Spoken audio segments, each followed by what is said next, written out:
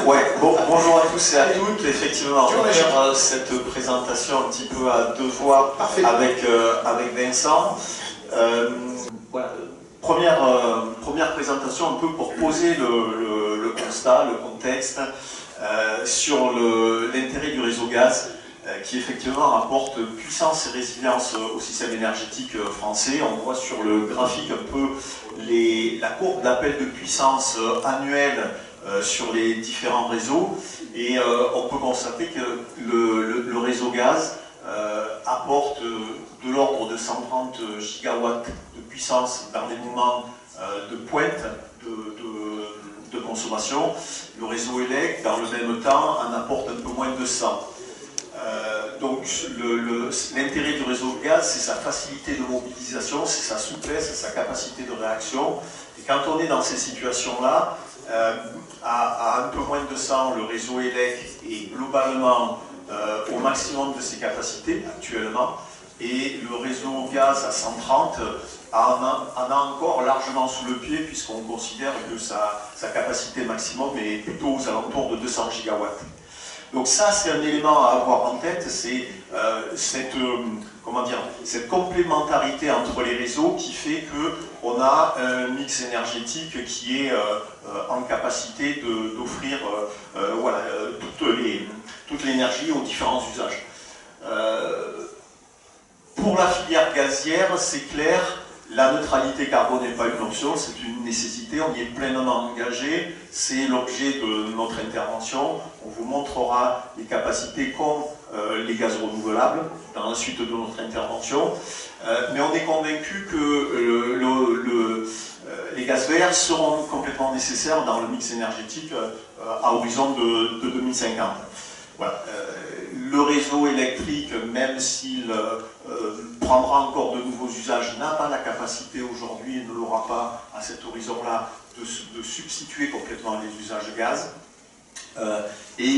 En synthèse de cette première slide, c'est le réseau gaz est un atout dans la décarbonation et on répondra à la sollicitation de Schneider Energy pour la plateforme Je décarbone, parce qu'effectivement le gaz a des solutions de décarbonation qui sont très intéressantes.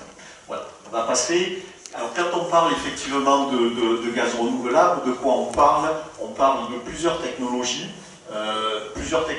qui s'appuient sur des intrants. Alors côté gaz, c'est pas le soleil, c'est pas le vent, mais effectivement c'est soit de la matière organique, soit des déchets, matière organique qui vient effectivement de l'agriculture, de la sylviculture, des déchets, on peut citer les déchets ménagers, les déchets de stations d'épuration, mais aussi des déchets plastiques qui ne sont pas valorisables.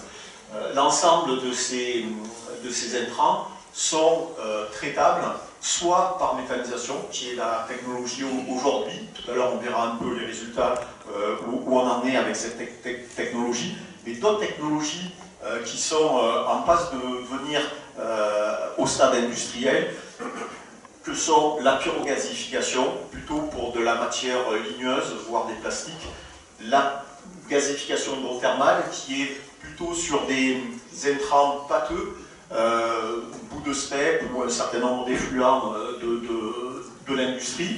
Et puis on a le power to gas, donc la transformation d'abord en hydrogène de l'électricité, mais ensuite en combinant cet hydrogène avec le CO2, Vincent en parlera beaucoup plus en détail, donc je vais passer vite, pour produire effectivement du gaz de synthèse.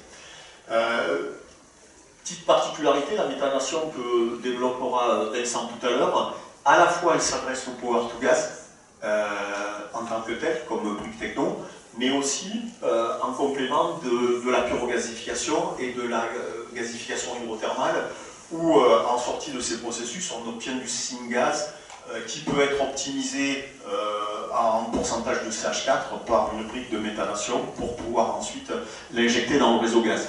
L'intérêt aussi de ces transformations et de leur valorisation en gaz, c'est qu'on a un réseau avec des clients aujourd'hui, que ça permet de décarboner l'ensemble des usages de ces clients-là, que ce soit les usages traditionnels de chaleur, mais que ce soit aussi les usages de mobilité, parce qu'on peut faire de la mobilité sur notamment les engins lourds au gaz.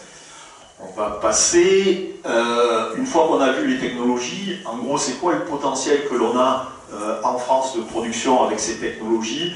Alors les potentiels, vous les voyez, sont un peu différents selon les scénarios établis par les uns et les autres, mais globalement on retrouve un certain nombre de similitudes. Ces similitudes sont que on peut estimer que les consommations de gaz d'horizon 2050 en moyenne tourneraient vers les 300 TWh. On a les 4 scénarios de l'ADEME qui voilà, prennent des hypothèses un peu différentes. Le scénario de Négawatt sur la droite et sur la gauche le scénario de la filière gazière.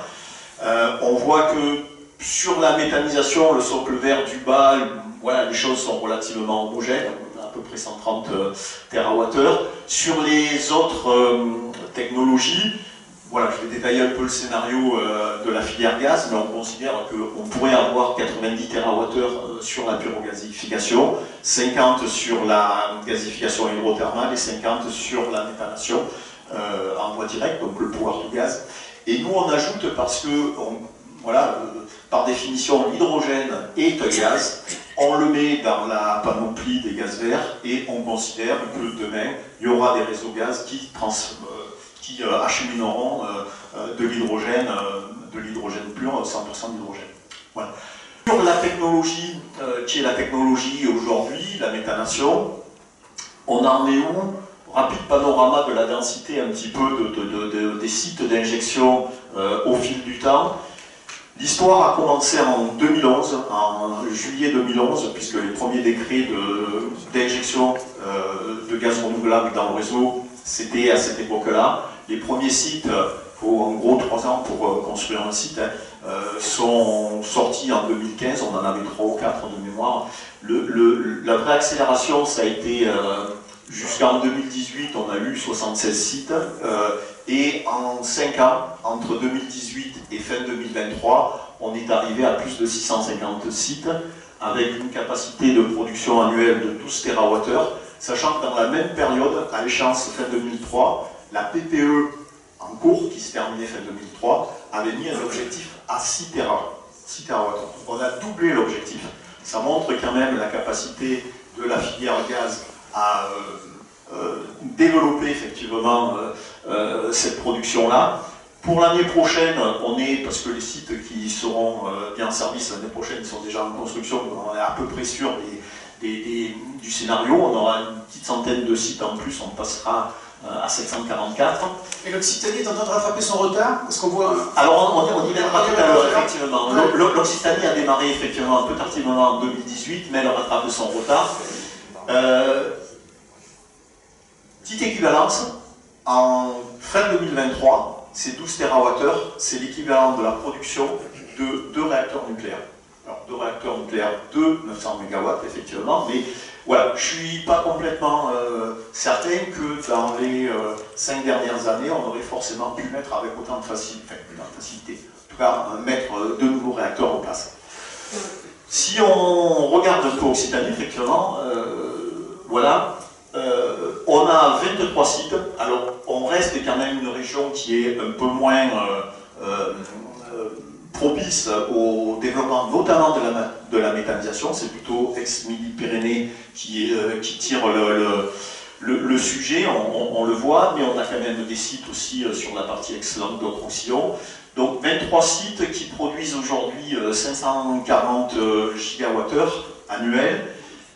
On a 61 sites en projet dont on est quasi sûr qu'ils arriveront effectivement à terme, plus ou moins à horizon 2026-2027, avec une prévision de 1,3 TWh pour l'Occitanie à cet horizon-là. Et la situation à laquelle on se trouve aujourd'hui permet quand même déjà d'alimenter l'équivalent de 127 000 chauffages neufs ou de 2000 bus, 2000 poids lourds qui fonctionnent effectivement au biométhane.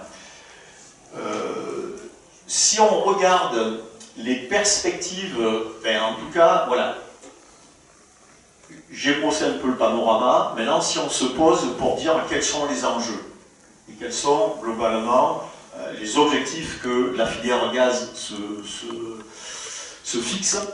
On est à 12 TWh de production en 2023. L'enjeu, c'est de faire x5 à horizon de 2030. Je ne l'ai pas dit tout à l'heure, mais entre 2018 et 2023, on a fait x8. Donc ça reste des choses qui sont réalistes, mais c'est effectivement, il faut une forte volonté de tous les acteurs, y compris des acteurs politiques, nationaux, régionaux, pour que d'une part, ces objectifs-là soient inscrits dans la future PPE. Ils le seront peut-être de manière plus modestement, mais nous, la filière gazière, on ne s'arrête pas forcément à la PPE. On a vu que si on s'était arrêté à la PPE, de la dernière échéance, on aurait fait 2 fois moins. Il y a 2 objectifs dans cet objectif à 2030. Massifier la méthanisation, qui est la technologie d'aujourd'hui.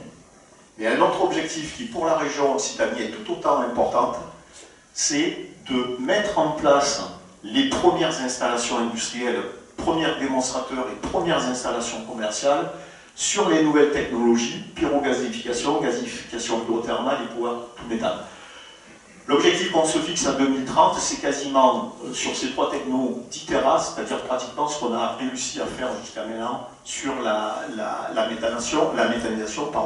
Donc voilà, c'est un objectif qui est très important. Je vais laisser la parole à Vincent. On a des entreprises, et il y en a plusieurs qui sont représentées dans la salle, qui travaillent sur ces technologies-là, qui sont présentes en Occitanie. Et quand vous voyez la projection à 2030, on voit que ces nouvelles technologies feront au final, à L3, plus que ce que fait la méthanation en 2050. Donc il y a à la fois un enjeu de décarbonation au travers de ces technologies-là, mais il y a aussi un fort enjeu de développement économique pour des entreprises localisées en Occitanie.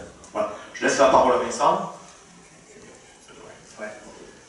Bonjour à tous et à toutes, je suis Vincent Guéret, je suis président d'Enosis.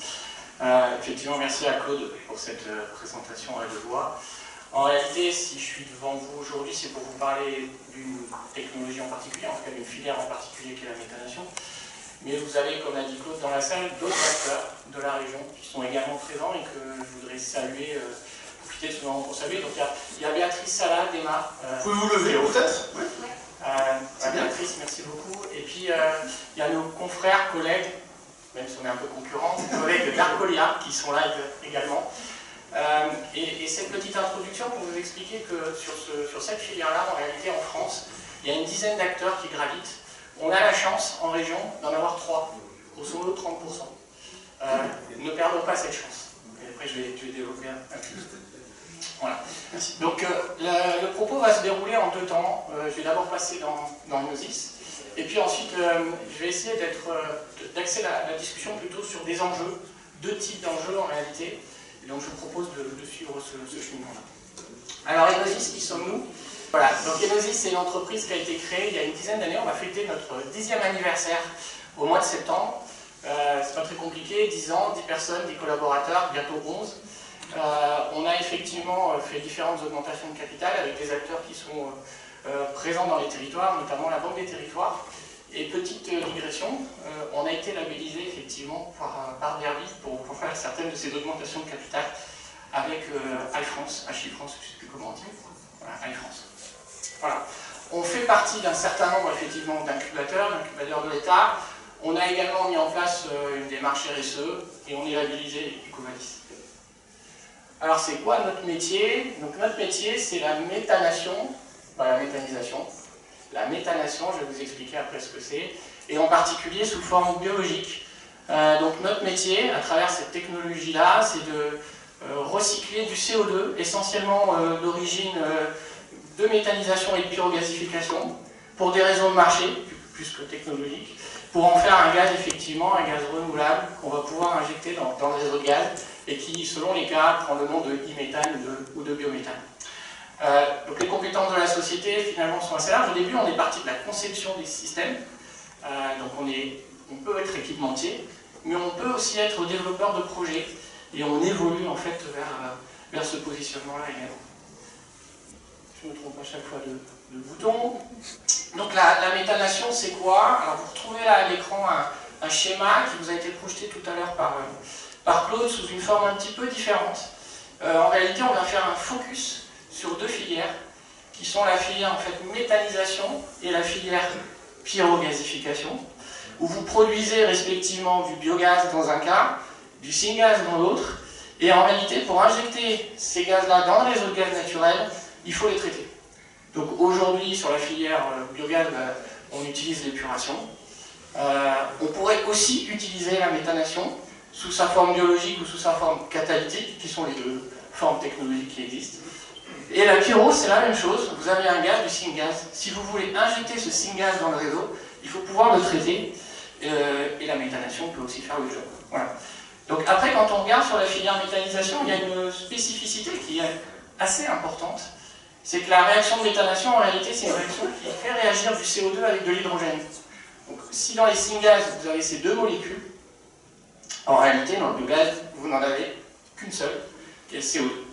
Et donc il faut apporter l'hydrogène de manière exogène. Et donc là, en fait, on est en train de dire que cet hydrogène, on peut soit l'amener d'un site distant par un camion, par une canalisation. On peut aussi intégrer cet hydrogène renouvelable ou bas carbone à travers un électrolyseur.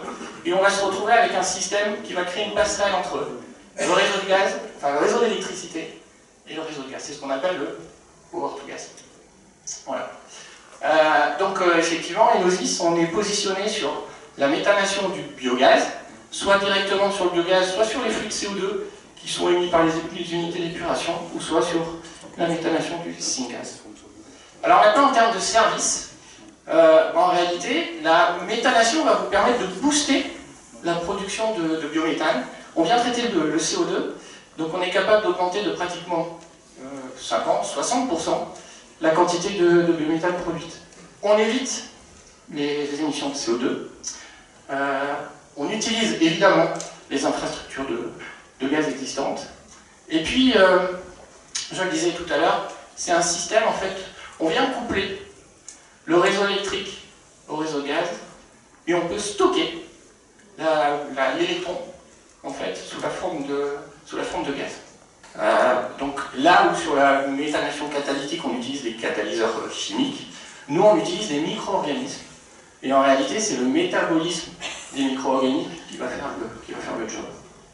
Donc vous avez à l'écran en fait un certain nombre d'étapes de développement par lesquelles on est passé, qui nous ont permis en réalité d'atteindre certaines performances. Donc aujourd'hui, on peut vous dire que grâce à notre techno, on peut convertir 99% du CO2 qu'on traite pour produire un gaz qu'on peut injecter dans le réseau de gaz. Donc on a effectivement, vous voyez les étapes de notre développement à gauche. On a travaillé avec un certain nombre d'acteurs toulousains, certains sont dans la salle, et là aussi je voudrais les citer, donc il y a la SCLE, notamment avec Jean-François. Merci Jean-François. Jean-François, il est où Jean-François? Voilà. Il est là Jean-François. Donc Jean-François nous a permis d'accueillir effectivement notre premier pilote semi-industriel sur son site de la SCLE, où on a pu, pendant pratiquement 6000 heures, tester notre technologie couplée à une unité de méthanisation qui était également accueillie sur le site de la SCLE. Donc c'est l'unité contérisée que vous avez à l'écran. Et puis ensuite, notamment avec Trifil, il y a Alex Denardi là-bas au fond. Alex. On a effectivement monté aussi un projet. On est monté en gamme, où là on a plutôt travaillé sur l'architecture de transfert de notre procédé, donc plutôt sur le côté hardware, ce qui nous a permis d'amener notre technologie à un niveau de maturité qui nous permet aujourd'hui de nous projeter en fait sur un démonstrateur industriel que malheureusement on ne va pas pouvoir faire en région Occitanie, mais qu'on est allé chercher dans les Hauts-de-France. Et là, l'objectif, effectivement, c'est de mettre en place une première unité, un démonstrateur, qui sera capable de traiter entre 50 et 75 nm3 par heure de CO2 ou de biogaz, intégré directement à une unité de méthanisation territoriale. C'est un projet, en fait, qui est soutenu par la région des Hauts-de-France. On a répondu à un appel à projet de la région des Hauts-de-France, et également, effectivement, avec un financement, pour le coup, de l'ADEME, financement France 2030. Donc dans le cadre de ce projet, on va être amené, c'est un démonstrateur, donc c'est une première unité à taille industrielle, mais c'est un démonstrateur qui est borné dans le temps, 4 ans.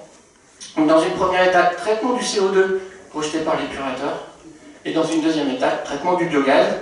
Le gaz produit est injecté dans le réseau de gaz et on est en train de contractualiser effectivement pour vendre ce gaz. Alors je vous ai présenté rapidement ce que fait Enosis, où on en est finalement dans notre feuille de route. Donc vous avez compris qu'on est aujourd'hui sorti du labo, on est effectivement dans une phase de commercialisation et on a en face de nous plusieurs enjeux.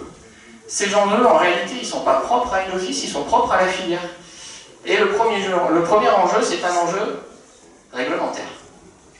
Donc, en réalité, on parle effectivement de technologies qui sont innovantes, avec une adaptation nécessaire du cadre réglementaire. En 2023, le 10 mars exactement, il y a eu la promulgation de la loi d'accélération des énergies renouvelables, qui marquait une certaine avancée vis-à-vis de notre filière. Donc, en l'occurrence, la reconnaissance par le Code de l'énergie des gaz dits bas carbone, qui viennent qualifier, en fait, c'est la taxonomie qui vient qualifier nos gaz, et puis tout un tas finalement d'outils, une boîte à outils proposée par la loi, dont notamment les contrats dits d'expérimentation pour pouvoir mettre en place les premiers projets. Et quand je dis premiers projets, c'est les premiers projets qui s'inscrivent dans le temps. C'est une bonne nouvelle, ça. C'était une excellente nouvelle. Une excellente nouvelle.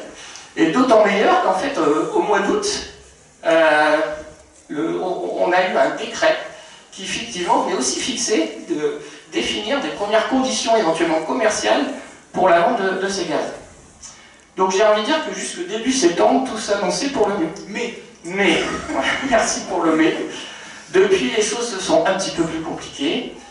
On est effectivement dans l'attente d'une concrétisation de cette loi, puisque des arrêtés doivent être promulgués, on les attend toujours. Et en réalité, depuis effectivement, on va dire 4 mois, on n'a aucune visibilité sur le sujet. Et ça, évidemment, c'est un enjeu fondamental. Il ne manque pas grand-chose en réalité pour qu'on vienne compléter la panoplie juridique et réglementaire qui est prévue par la loi. Il faut le faire. Et donc là, il y a un premier appel au peuple, si je peux me permettre. Il faut qu'on se mobilise pour effectivement obtenir de la part du gouvernement et du régulateur les avancées qui sont nécessaires et qui sont prévues par la loi. Vous avez le président du CER, le syndicat des énergies renouvelables, Jules Dissette, qui vient d'arriver. Merci Jules d'être avec nous. Daniel Bourg aussi, président d'Enerplan qui est là. Et on va évoquer effectivement cette loi d'accélération qui est pour beaucoup de filières une loi un peu de décélération presque. En réalité, c'est pour les suites qu'on donne à cette loi qui représente une décélération. Il y a des bases qui sont intéressantes dans la loi, en tout cas nous pour les gaz dits bas carbone. Mais il faut, c'est comme au rugby, on a marqué un essai, il faut le transformer. Pour l'instant, l'essai n'est pas transformé. Donc ça, c'est le premier sujet. Le premier enjeu, c'est effectivement, il faut qu'on ait un cadre réglementaire qui soit complété, où on puisse avoir les fameux contrats d'expérimentation. Il y a des enjeux sur les fameuses garanties d'origine ou les certificats de durabilité. Et ça, il faut qu'on ait des clarifications sur le sujet. Et puis, comme on parle de nouveaux gaz qui sont injectés dans le réseau gaz, même s'il y a des dispositions qui sont relativement simplificatrices pour venir injecter ces gaz dans le réseau gaz, il faut aller jusqu'au bout de la démarche. Le diable est dans les détails et il y a encore un peu de travail. Le deuxième enjeu, en réalité, c'est de monter des projets. Et pas simplement des projets dits de R&D qui vont durer 2 ou 3 ans. Et donc là, en réalité, pourquoi ? La première chose, c'est parce que si on veut se projeter sur une filière dite industrielle, il faut qu'on ait un retour d'expérience qui soit suffisamment représentatif. Là, ce qui est intéressant, c'est qu'on a un rapport de l'ADEME, notamment sur le stockage de l'énergie qui est sorti au mois de mars, qui nous dit que sur ces nouvelles technos, c'est une priorité.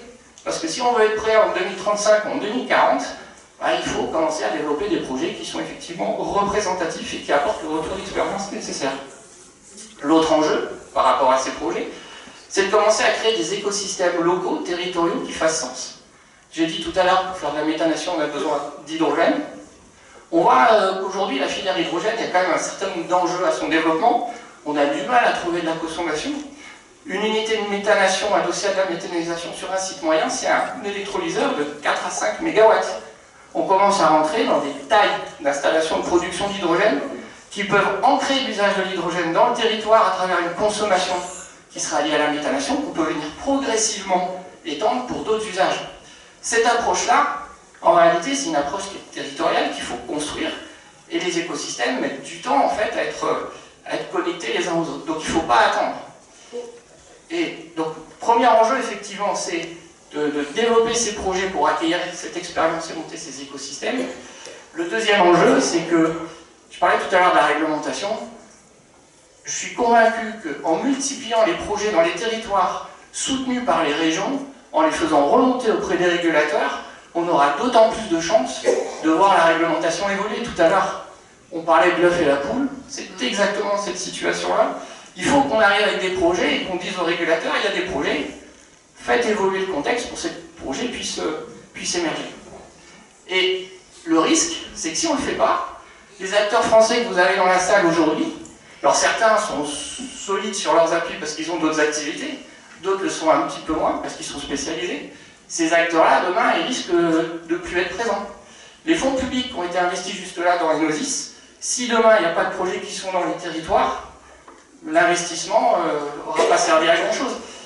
Et non seulement il n'aura pas servi à grand-chose, mais vous avez à l'écran un certain nombre d'acteurs qui sont des acteurs finlandais, des acteurs américains, des acteurs danois, des acteurs japonais, qui eux, dans leur territoire respectif ou dans leur pays respectif, commencent à développer ces projets et qui se feront un plaisir demain de venir importer leur technologie, ou plutôt exporter leur technologie serait ridicule, en France. Voilà. Donc le message clé derrière effectivement ces deux enjeux, c'est la filière doit se mobiliser, mais pour que la mobilisation soit efficace, et là je m'adresse à la région, il faut qu'on fasse avec vous, la région, pour pouvoir effectivement faire bouger les lignes. On est sur une filière qui est innovante.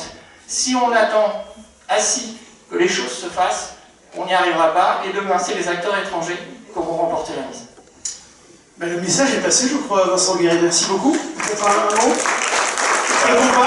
Oui, juste pour conclure. Je te laisse. Voilà. Alors, si on revient un petit peu à la perspective sur effectivement Occitanie, vous avez voilà, la courbe de progression. On vise les 20% qui ont été globalement annoncés par Carole Delga d'ailleurs, les 20% de gaz renouvelable en Occitanie en 2030. On voit que effectivement, à partir de 2028, on estime que les premières installations devrait pouvoir sortir, malgré les freins que Vincent a annoncés, en pyrogasification et en méthanation, de manière à pouvoir amorcer, à horizon de 2030, un développement commercial de ces technologies et pour viser le développement en 2050 qu'on a évoqué. Aujourd'hui, quand même, sur les gaz verts, en Occitanie, vous avez un certain nombre de PCI qui dépassent les 10% de gaz vert, et notamment certaines qui sont à 100%, je vous laisse citer. À court terme, on a la cartographie des départements avec le taux de production à 2026, c'est relativement proche. Donc on voit que les gaz renouvelables sont quand même devenus une réalité.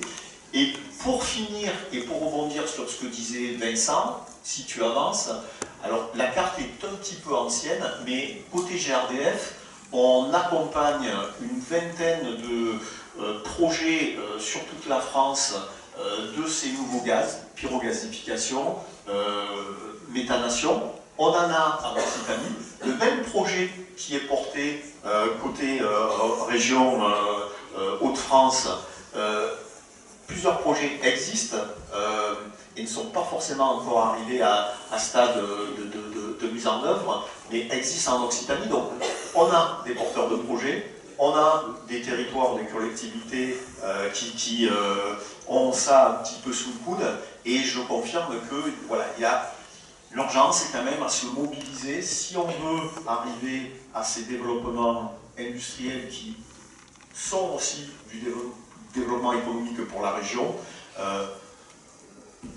à se mobiliser, à faire corps. Et c'est ce qu'on essaiera d'évoquer cet après-midi, en tout cas sur le cercle gaz renouvelable. Dans des ateliers. Voilà. Ouais. Merci à vous. Ben, merci beaucoup. Merci beaucoup, messieurs. On peut dire que vous ne manquez pas de gaz tous les deux. Merci beaucoup.